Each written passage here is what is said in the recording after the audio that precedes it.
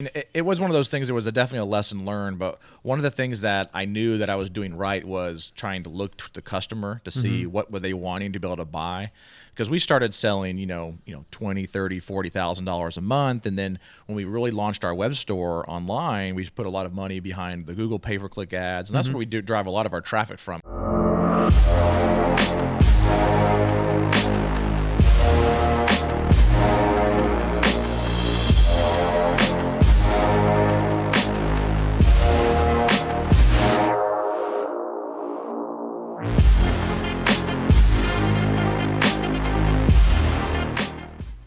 So my background is in chiropractic. And when I first went into chiropractic college, one of the things that all these students needed was a spine model. And what is that? A spine model. So, you have your vertebrae in your spine, you go to the chiropractor and they adjust you and they're moving those bones. Well, they have to know where those bones are in your body to be able to adjust them and to be able to move those bones. So like the skeleton you see in a doctor's office, only just the spine? Just the spine so portion. So that they could kind of... Exactly. Okay, and they can great. put it on the table and position it and various things like that. Okay, cool. So everybody has to have one. Everybody has to have one. All right. And of course, the bookstore is going to sell them, right? Because they sell everything and Right, mark it they're up 10 very times. nice. It's just out there to give those bookstores. They're for a profit, for sure. They're usually overpriced Right. because it's there as a convenience to the student. Sure.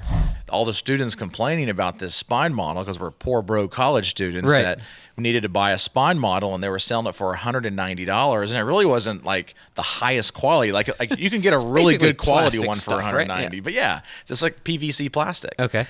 I went to the bookstore and I was like, I wonder if I can figure out who makes this thing. And so I ended up going online and doing some research and finding a distributor of that spine model. And they were I called them up and I said, hey, I want to be able to sell 40 of these things. How much money would it cost me to buy these things? And they said, well, including the shipping, it would be $65. It's a pretty big discount off 190. It's a phenomenal discount, right?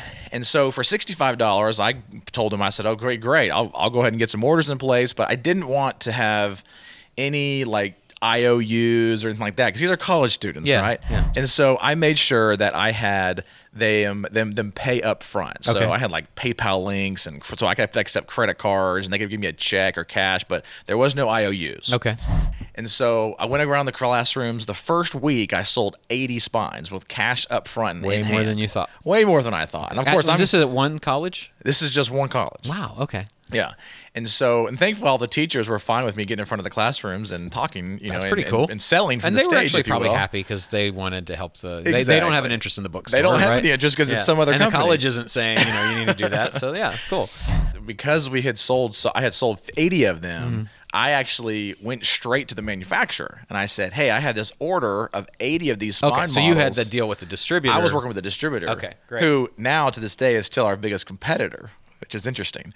But so we went to the So you're still selling that stuff? We're still selling That's it. so cool. It's actually our number one selling product. We sell 300 or 400 a month right now. How long ago did you do this? That was 12 years ago. So 12 years ago, you saw the need and filled it, and it's still working out. It's for a you. 7-figure So cool. business that continues to run. That's awesome. And it's passive, and that's great. Nice. And it's funny because I've considered selling it. Yeah. But I feel like there's a part of it that's I'm attached to it, and I don't want to give it up. But I also kind of think it's kind of a safety blanket, because if for some reason something does happen to my other businesses, I can always fall back on it and Right. continue to do. So I went to the manufacturer, kind of going back, and I actually the lady told me, she said, well, if you can sell 80 of those things, how many times a year could you do that? And I said, well, there's an incoming body of students every 3 months. It was a quarter system. Quarterly. Yes. Yeah, exactly. quarterly.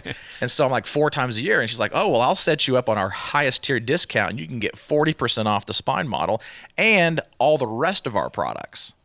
And so I said, well, what is that going to get me? She's like, it's $42.48.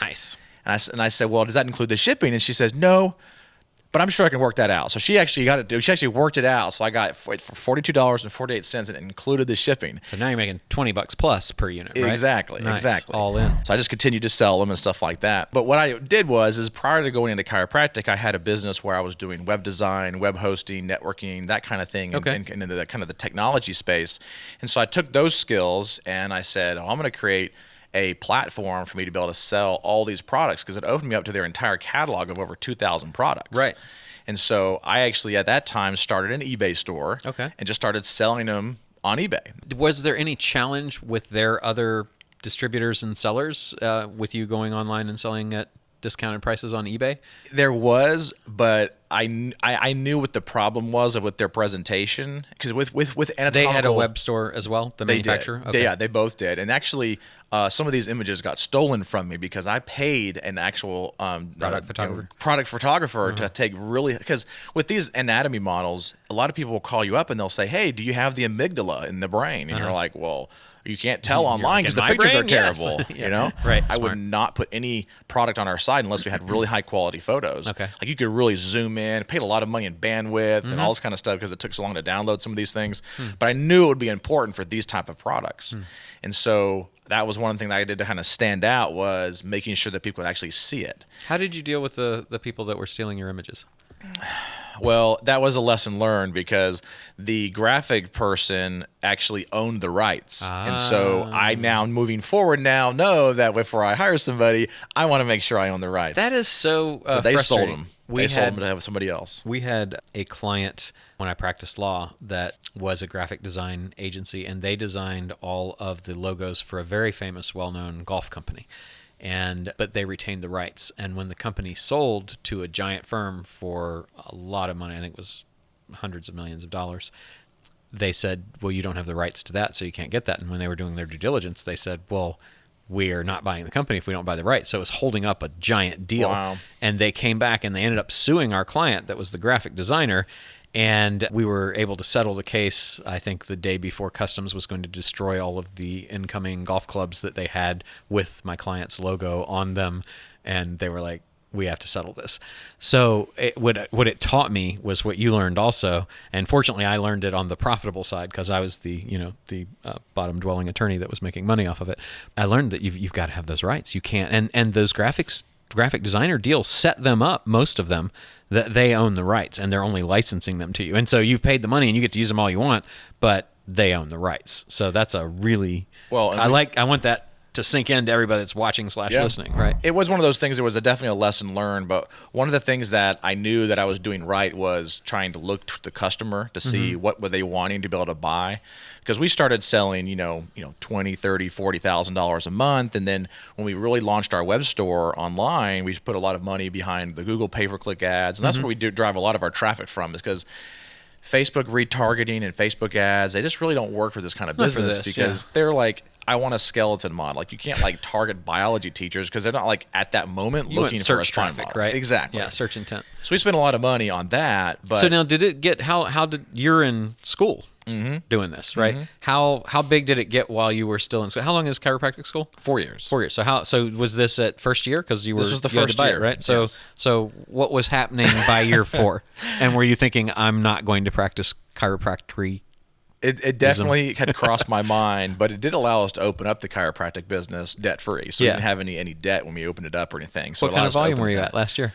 Not last year of school. Yeah, we were over 7 figures. I mean, That's amazing. So you built $1 million business while in school out of just, hey, maybe we shouldn't be charged so much for and this. it's funny because in between classes, I wouldn't go in the hallways and talk. But I would drive the SUV as close to the building as possible. Right. And then it didn't matter if it was raining, snow, whatever. I would drive. I would get out of class, go straight to my SUV, crank the car up, and have the laptop on there, and I'd be responding to customer calls, and people would call up and they'd be like, hey, I wanted to see if I can get a discount, or I want to get this fee waived or whatever. Let me put you on hold and talk to my manager. And I'd put him on hold, and towards the end is that we had a manufacturer that was from Germany, but they had a facility there in Georgia, where I was located in Atlanta, Georgia. That was convenient. It was very convenient. So could you just pick up from there? We could. And so here was the difference is that most of our products are drop shipped. But if you drop ship from some companies, they charge you a premium. So instead of 40% off, you might get only 30% off. Right. So with this company, I basically said, well, once a week, I'm going to drive down there. At first, it was every other week. Every other week, I'm going to drive down there.